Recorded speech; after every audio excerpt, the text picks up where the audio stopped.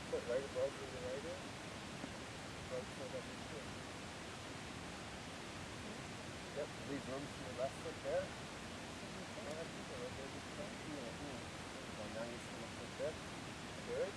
And then up the same sort of move, yep. Yep, keep leaning, excellent. Up over the top. Very good. Not very good.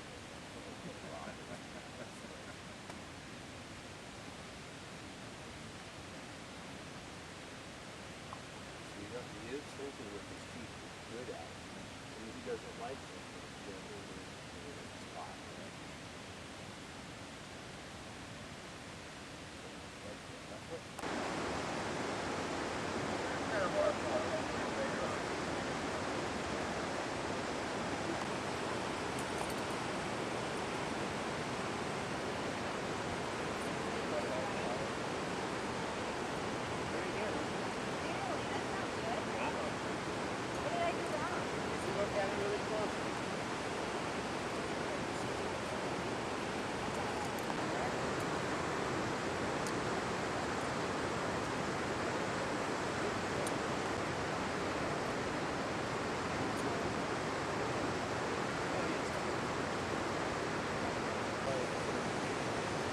Angles on the back.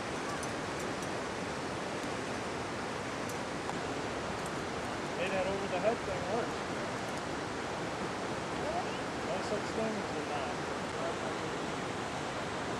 I don't think it was little. I think it was pretty upset. I mean, he was like a little mouth go running down that thing.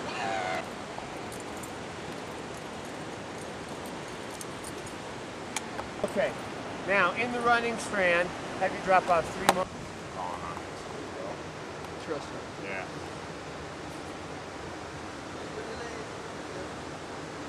Interesting.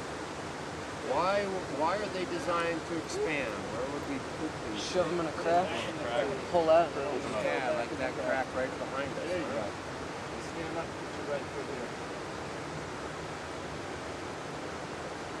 I'm not stand up on up and over. Yeah, exactly, eh? You get yourself a tuna with those things, eh? Stick that in a crevice too. Get that bigger one, probably. Yeah. Interesting. Seen those, never know what they do. Well, there's those pins like you saw pounded in the rock and the like, people used for years. And what used to happen, these guys in the UK would walk to their climbing area, and in the process they'd walk along train tracks. And they'd pick up nuts and bolts that had fallen off the train, or they found pieces of stone that were shapes that they were appealed to them. And what they had noticed is in these crack systems, the cracks are wide and they narrow. And in those constrictions, they would sometimes see chalk stones. And they got the idea that if chalk stones exist naturally, what prevents me from carrying a little stone, placing it in the crack, and leaving it wedged? And to this day, Rod still calls these chalks, original chalk stones that these pieces of metal were modeled after, right? So I could look for a constriction, say this one right here.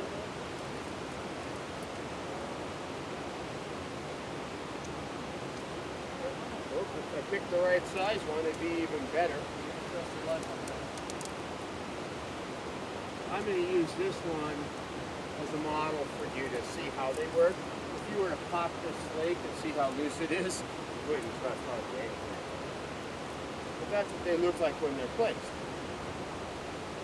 So later on, after people had spent time dealing with crack systems and trying to think of other novel ways, the spring-loaded camming device came into being.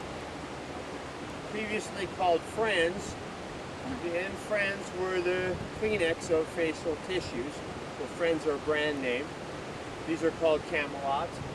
And they're placed in the crack. The cam's open to fit the crack. And theoretically, they stay positioned there. They come in different sizes. This particular brand name is Alien. And an Alien, in this case, is smaller. And it fits right up in the track there. Now the reason I point all this out to you is that at some point you may be asked to remove one of these. And that's when it gets tricky. The spring is activated with a trigger mechanism. And I put my thumb right in here and my fingers on the trigger. That's a lot different than this, putting my hand here and making it into a ball. That wears the piece out. If I handle it like a syringe, the tracks bring it out. If I just push it in, it will get stuck more. And in fact, 5 days ago on the north face of the Grand, the fellow I was with forgot to do the part where you retract the cams. He just blindly reached up and grabbed and accidentally pushed in, and that piece remains on the north side of the mountain. Which is great for the next person, they can clip it. It's tough for the climbing team though. And at $60 a piece, it's kind of expensive to do as well. Question for you. There's just rated on the. Ideally, would you want it to be up like this? No, ideally I would be saying that. And when you load that central axis by pulling on the cable, it pushes out against the side. It's not that unlike stemming. So you wouldn't want it. No, it can't. It would almost fit. These aren't meant to be placed out there.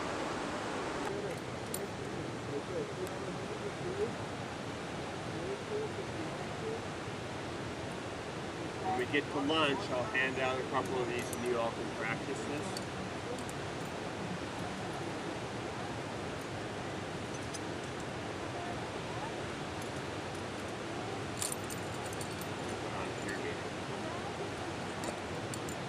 Another way of doing it is called a poop. Sorry.